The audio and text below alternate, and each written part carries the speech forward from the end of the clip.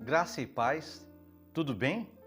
Estou eu aqui de volta, quase que uma continuação da lição anterior, mas agora analisando alguns versículos de uma forma um pouco mais próxima da oração modelo que Jesus deixou para que nós nos espelhássemos para aprendermos a orar.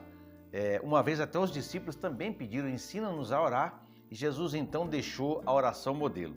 Gente, mas antes eu quero pedir que você se inscreva no canal, que você ative o sininho de notificação. Claro, para quando nós gravarmos um vídeo você seja notificado, e também compartilhe nossos vídeos para seus amigos, especialmente aqueles que são novos convertidos. Estou deixando aqui na descrição do vídeo também a nossa hashtag Palavra Pensada, para que você ache os outros canais e também para que você conheça a Casa de Apoio Ebenezer, onde nós estamos lá trabalhando para a recuperação de vidas já há mais de 20 anos. Tudo bem, gente? Deus abençoe a todos vocês, abençoe a vossa família e muito obrigado por estar conosco.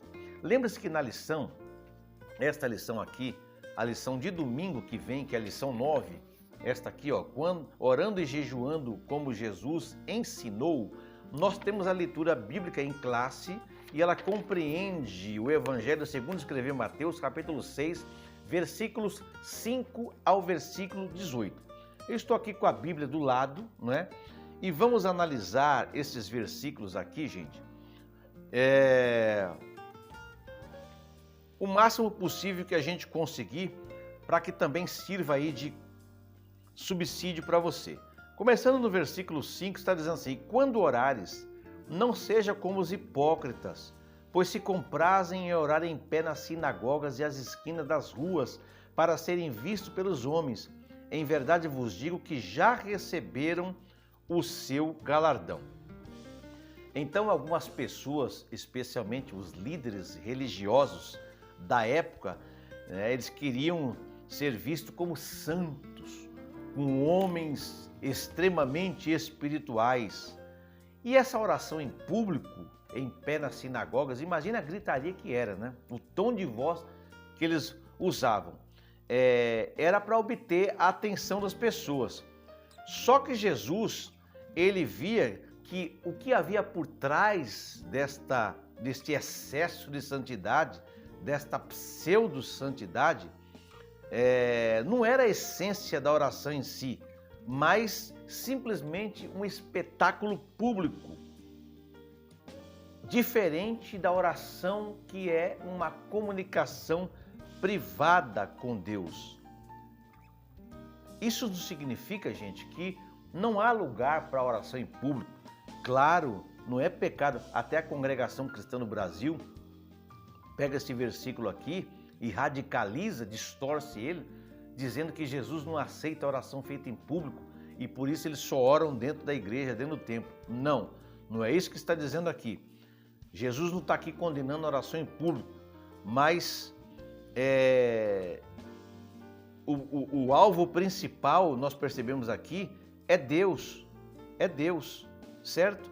Aí no versículo 6 da lição, em classe, diz assim, Jesus dizendo: mas tu, quando orares, entra no teu aposento e fechando a tua porta, ora a teu Pai, que vê o que está oculto e te recompensará.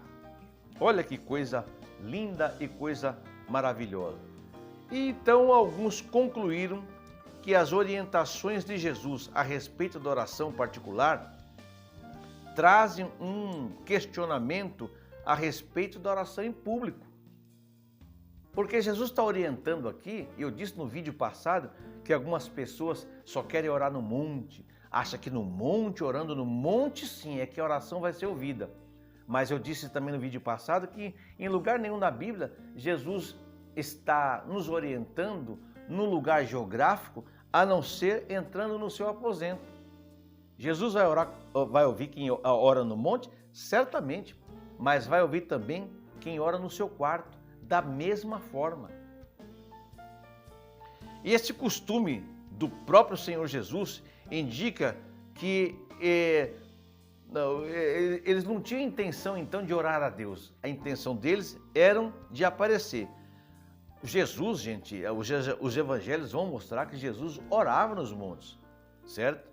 Vai mostrar aqui que, tem uma referência aqui, Mateus 14, 18 e 19, Mateus 14 a 23, ele também orava em público, Mateus 14, 18 e 19. Vamos lá, particular, Mateus 14, 23, público, Mateus 14, 16 a 19, repetindo aqui, que me atrapalhei. Então Jesus estava chamando a atenção, não era para o monte, para o lugar público ou para o privado, mas o motivo por trás dos atos. Isso que Jesus estava dizendo. A questão na realidade não era a escolha entre a oração pública e a oração privada, mas entre a oração sincera e a hipócrita. Então, quando alguém lhe pedir que ore em público, a importância nossa, quando você está na igreja, no culto, irmão Willy, venha fazer uma oração aqui. A nossa maior importância diante de Deus e objetivo é nós direcionarmos a nossa oração a Deus, nos concentrarmos de quê e em que Deus é quem está ouvindo a nossa oração. Depois no versículo 7 e 8, diz aqui a palavra: e orando, não useis de vãs repetições como gentios que pensam que, por muito falarem, serão ouvidos. Não vos assemelheis, pois, a eles, porque vosso Pai sabe o que é vos necessário antes de vós lhe pedirdes. Repetir as mesmas palavras várias vezes. Eu disse no vídeo passado lá, como se fosse um encantamento mágico. Não é maneira de garantir diante de Deus que a minha oração, que a sua oração, ela vai ser ouvida. Não é errado comparecer diante de Deus muitas vezes com os mesmos pedidos. Nós estamos dizendo aqui que numa oração repetir a mesma coisa o tempo todo, várias vezes.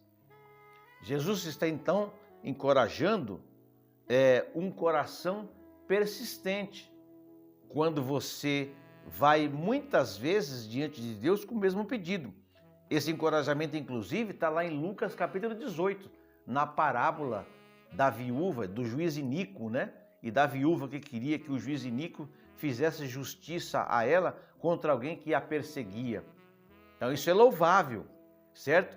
Agora, Jesus está condenando a repetição superficial das palavras, que inclusive não são oferecidas muitas vezes com um coração sincero.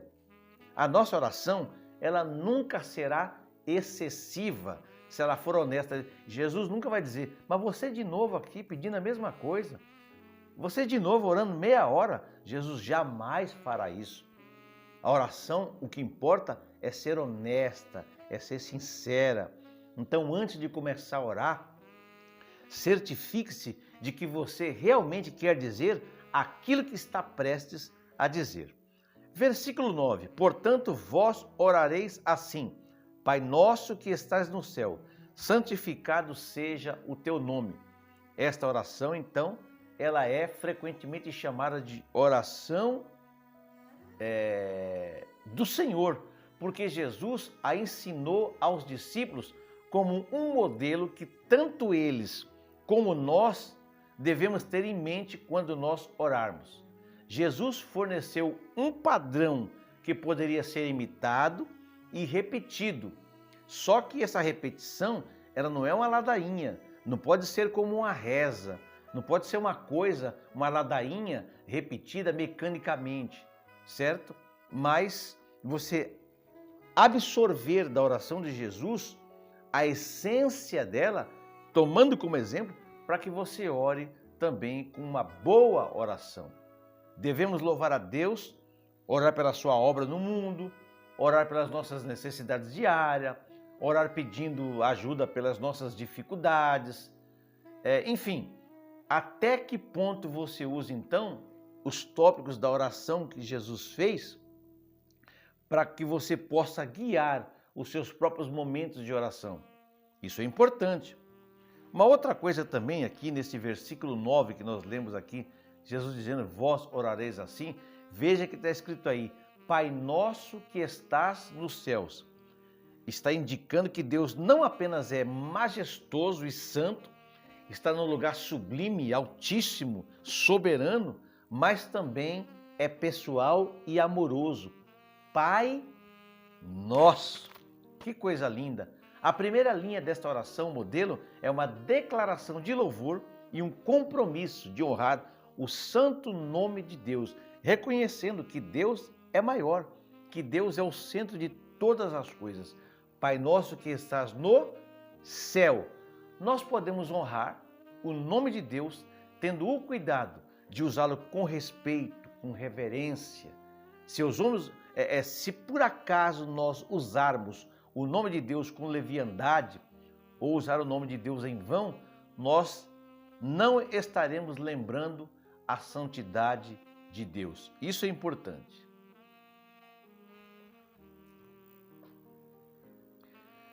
Temos aqui o versículo 10.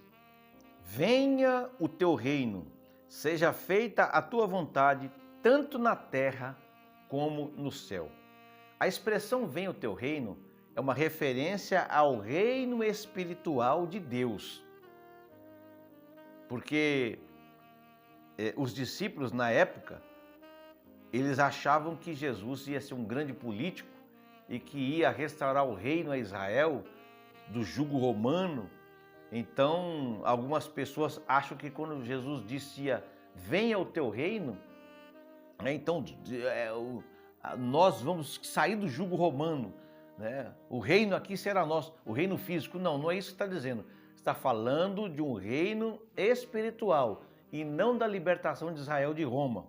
O reino de Deus foi anunciado lá desde o concerto com Abraão, conforme está em Mateus, capítulo 8 e versículo 11, e Lucas, capítulo 13 e versículo 28. Então foi anunciado lá atrás e está presente no reino de Cristo, esse reino também nos corações dos crentes, e será completo a sua plenitude, a plenitude desse reino, quando todo o mal vai ser destruído, e aí vai se estabelecer o novo céu e a nova terra. Está lá descrito em Apocalipse, capítulo 21 e o versículo 1. Ainda no versículo 10, quando nós oramos, seja feita a tua vontade, nós não estamos dizendo, gente, que o Senhor, ele não realiza e não responde os desejos do nosso coração, né? Não está dizendo que nós vamos nos resignar ao nosso destino, porque não podemos nem falar com Deus, mas Jesus está dizendo aqui, ensinando a oração, para que a vontade perfeita de Deus seja feita neste mundo e também no próximo. Nós podemos pedir tudo que nós quisermos a Deus, mas sempre terminando assim: Senhor, seja feita a tua vontade. O próprio Jesus fez isso, lá no jardim do Getsêmani, quando orando, suando grandes gotas de sangue em agonia, ele disse: Senhor, se for possível, passa de mim esse cálice. Vontade dele, desejo dele. Jesus não estava sendo hipócrita naquela oração. Se for possível, passa de mim esse sofrimento, essa agonia, essa angústia, mas seja feita a tua vontade e não a minha.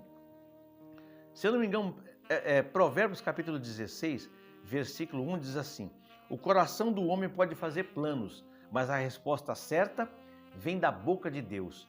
Confia ao Senhor, versículo 3, confia ao Senhor as tuas obras e os teus pensamentos serão estabelecidos. Então Deus pode responder da forma que nós queremos ou não, da forma dele. O importante é que prevaleça a vontade de Deus. Por isso que na sua oração foi ensinado: seja feita a tua vontade, assim na terra como no céu.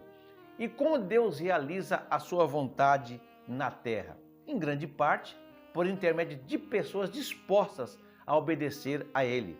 Esta parte da oração permite que nos oferecemos como pessoas que fazem a vontade de Deus, pedindo que o Senhor nos guie, nos lidere e nos dê os meios para que nós possamos realizar a sua vontade. Versículo 11. O pão nosso de cada dia nos dá hoje. Um versículo bem curtinho. Então, quando nós oramos o pão nosso de cada dia nos dá hoje, estamos reconhecendo que Deus é o nosso provedor. Deus é o nosso sustentador. Deus é aquele que abastece a nossa despensa. Deus é aquele que coloca o mantimento na nossa casa para que nós possamos nos alimentar. É um equívoco pensar que nós mesmos atendemos às nossas necessidades. Devemos confiar diariamente que Deus nos dará aquilo que Ele sabe que nós necessitamos. Vamos para o versículo 13. O versículo 12 é importante também. Perdoa-nos as nossas dívidas, assim como nós perdoamos aos nossos devedores. Gente, nós queremos ser perdoados por Deus diariamente. Quando nós passamos o dia, nós podemos pecar por pensamento, palavra, obra, e quando chega a noite ou durante o dia mesmo, nós oramos: Senhor, perdoa os nossos pecados por pensamento, palavra, obra, pecado de ação, pecado de omissão. Nós queremos pedir perdão a Deus, mas será que nós estamos perdoando aquele que nos ofendeu? Então é importante que nós peçamos perdão a Deus, mas também que nós possamos perdoar aos nossos devedores.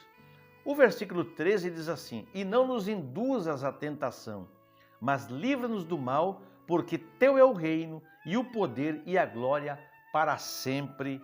Amém. Às vezes, Deus permite que nós sejamos postos à prova pela tentação.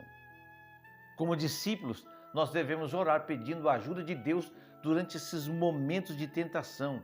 Tem hora que não é fácil, irmãos.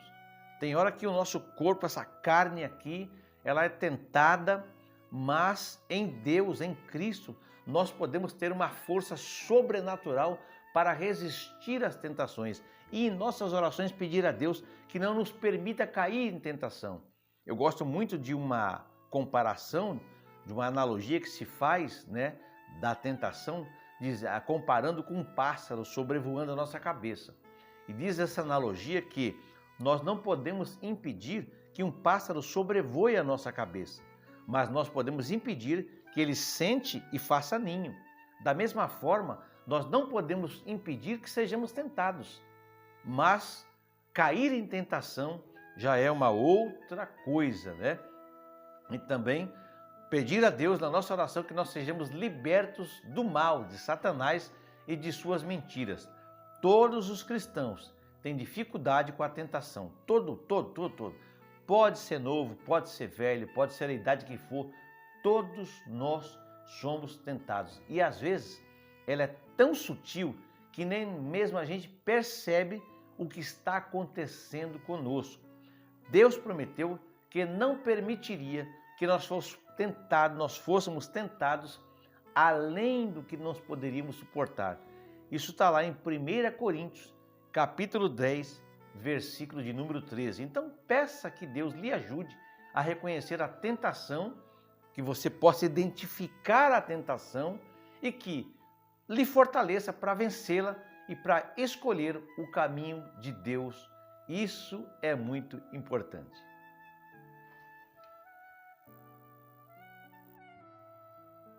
Agora, Jesus nos dá um assombroso aviso a respeito do perdão. Se nós nos recusarmos a perdoar os outros, Deus também se recusará a nos perdoar. Por quê? Porque quando nós não perdoamos aos outros, estamos negando nossa característica comum de pecadores que precisam do perdão de Deus. Quando eu me nego a perdoar os outros, é como se eu não fosse pecador, só o outro. Mas todos somos pecadores, embora que redimidos.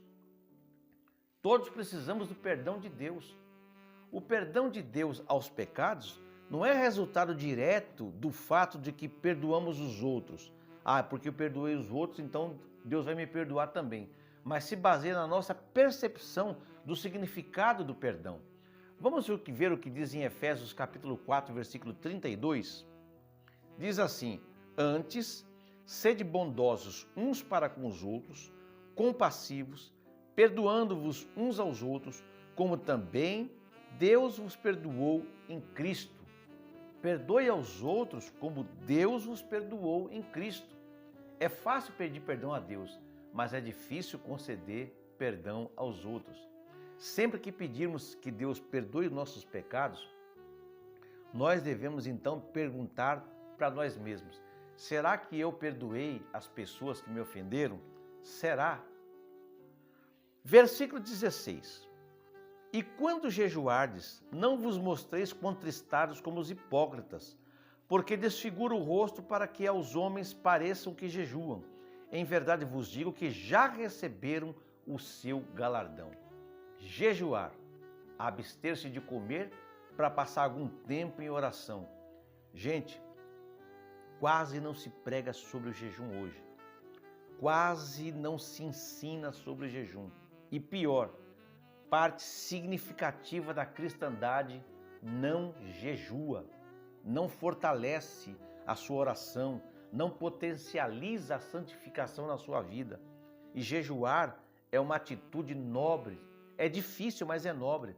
O jejum nos dá tempo para orar, nos ensina a autodisciplina, nos lembra de que nós podemos viver com muito menos e nos ajuda a valorizar os dons de Deus. Jesus, ele não estava condenando o jejum.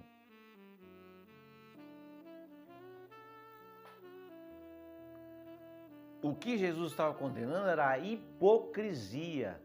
Era aquele jejum que os fariseus faziam, e os seus adeptos também, para conquistar a aprovação pública.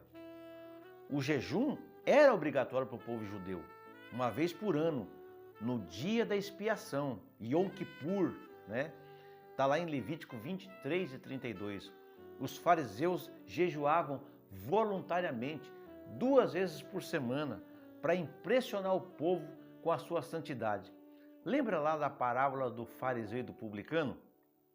Quando os dois foram ao templo para orar e o fariseu dizia assim: Senhor, graças te dou, porque não sou como os demais homens, roubadores, e eu dou o meu dízimo de tudo, e eu jejuo 2 vezes por semana, não sou como esse aí. Aí apontou para o publicano, né? Então ele cita que ele se jejuava 2 vezes por semana, quando era 1 vez por ano a obrigatoriedade do jejum. Então Jesus elogiou os atos de sacrifício próprio, feitos em silêncio, sem alarde e com sinceridade. Ele queria que o povo adotasse disciplinas espirituais pelos motivos corretos, não por um desejo egoísta de obter louvor. Então, gente, por enquanto é isto, né? Aqui a gente vê que Jesus, então, ele deixa um modelo para que a gente possa, através desta forma, orar com mais eficácia e sermos ouvidos por Deus em tempo oportuno.